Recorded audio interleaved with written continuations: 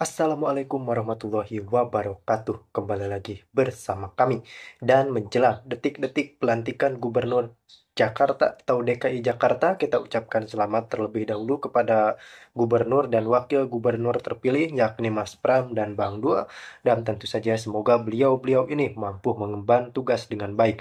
Namun ada yang menarik, menjelang pelantikan justru Mas Pram mengambil manuver ekstrim serta statement yang sangat-sangat menggemparkan dan membuat kita kaget karena ini memang berkaitan langsung dengan kredibilitasnya sebagai politisi dari Partai PDI Perjuangan. Kita tahu bahwa pada hakikatnya Pilgub DKI menjadi sorotan kita semua, di mana ada pertarungan besar di dalamnya, yakni kubu Megawati yang berpartai PDI Perjuangan melawan kubu Koalisi Indonesia Maju yang tentu saja dipelopori oleh Prabowo Subianto, kemudian ada Pak Joko Widodo, dan tentu saja kita melihat bagaimana persaingan yang sangat ketat terutama antara Mas Pram dan Bang RK. Tentu saja kita kali ini sudah dihadapkan dengan pilihan rakyat DKI, yakni memilih Mas Pram dan Bang Dua.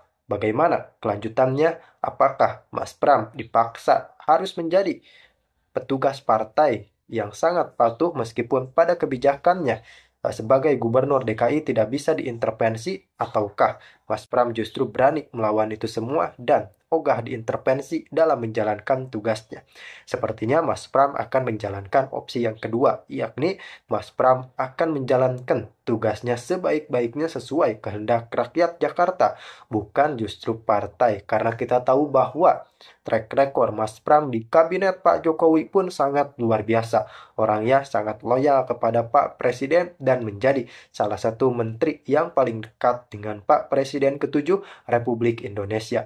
Bahkan sebelum pencalonannya menjadi gubernur DKI, Mas Pram sangat tidak gengsi dengan penuh legowo bahwa Mas Pram meminta langsung mandat serta izin dari Pak Jokowi untuk maju menjadi calon gubernur DKI Jakarta, dan hingga saat ini beliau terpilih sebagai gubernur terpilih. Lalu apa statement Mas Pram yang sangat menggemparkan? Langsung kita Total simak. suara sah sebagai pasangan calon gubernur dan wakil gubernur terpilih Provinsi Daerah Khusus Jakarta periode tahun 2025-2030 dalam pemilihan gubernur dan wakil gubernur. Saya ulangi, pada pemilihan gubernur dan wakil gubernur Provinsi Daerah Khusus Jakarta tahun 2024. Saya dan Bang Dul, karena pelantikannya mungkin bisa 6 bulan atau 1,5 bulan atau 2 bulan, karena ini sekarang kewenangan sepenuhnya ada di pemerintah pusat, ada di Bapak Presiden dan Menteri Dalam Negeri. Tentunya kami akan menunggu apa yang menjadi keputusan tersebut. Sambil menunggu itu, saya akan menyampaikan kepada saudara-saudara sekalian sekaligus sebagai apa yang pernah saya sampaikan, bahwa akan ada tim transisi pemerintahan yang sifatnya adalah menyiapkan, bukan memutuskan, menyiapkan peralihan atau transisi pemerintahan supaya nanti begitu pelantikan saya dan Bang Dul bisa langsung bekerja. Nama-nama yang kami pilih adalah merepresentasikan apa yang membantu saya selama ini, apa yang membantu Bang Dul, dan orang-orang yang bekerja secara profesional. Bahkan ada beberapa nama yang kemudian saya secara khusus mengajak diskusi untuk mengetahui bagaimana kemampuan dan sebagainya. Atas izin Bang Dul, saya sudah diskusi dengan Bang Dul, saya akan mengumumkan nama-namanya. Ada 14 nama. Yang pertama, ketua timnya adalah Saudari Ima Mahdia, Wakil Ketua DPRD Jakarta. Kemudian koordinator operasionalnya adalah Emir Kresna, ada orang yang selama ini menempel saya sehari-hari. Kemudian koordinator komunikasinya Ciko Hakim, pasti teman-teman sudah kenal. Sekretarisnya adalah Beno Muhammad yang sehari-hari menempel ke Bandung.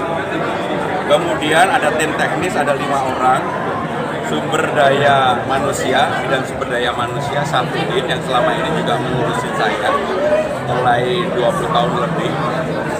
Kemudian ada bidang perencanaan, Manata Toding Alum.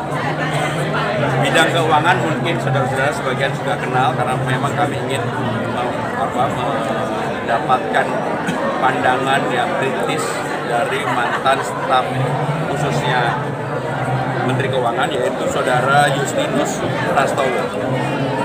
Kemudian bidang infrastruktur ini adalah John Odius. Saya kenal John Odius sudah lama sekali dan kemarin juga sempat membantu Pak Anies Baswedan. Kemudian bidang teknologi informasi Saudara Yunarto Wijaya. Kebijakan publik Saudara Nirwono Yoga. Memang betul-betul orang profesional sebagai orang yang kami ingin dengarkan. Bidang kebijakan ekonomi Agus Haryadi yang selama ini juga membantu Bang Dul. Kemudian bidang sosial budaya Saudara Dedi Wijaya. Ini yang Jakarta Plus. Bahkan kasihan juga sudah mengganti nama kalau sampai nggak terpilih juga. Jadi makanya kami juga legowo lah. Bukan siapa-siapa, Mas Pram maupun Bang Rano itu saya sudah kenal lama. Jadi saya kira intinya adalah kami tentu ingin menyampaikan, ya menitipkan saja aspirasi dari warga yang kami temui, ya. Dan rasanya sih tidak banyak perbedaan. Mereka pun juga menangkap selama kampanye apa yang menjadi harapan dari rakyat Jakarta, ya. Yang saya lihat formal juga, tidak muncul dari hati yang sesungguhnya. Mari ke depan kita mulai bicara dengan hati, jangan bicara dengan kontekstual, dengan teks. Tapi apa boleh buat, karena saya tidak terbiasa, saya baca. Ke pasar pagi, membeli duku. Baru kali ini saya baca pantun. Duku manis, rasanya segar. Hari ini sejarah baru. Telah terpilih Mas Pram dan Mas Dul menjadi Gubernur Jakarta. Dan kita sudah saksikan ya serangkaian penetapan gubernur terpilih Jakarta berarti 2024-2029. Dan kita patut apresiasi beberapa pihak yang bersaing secara sehat tentunya.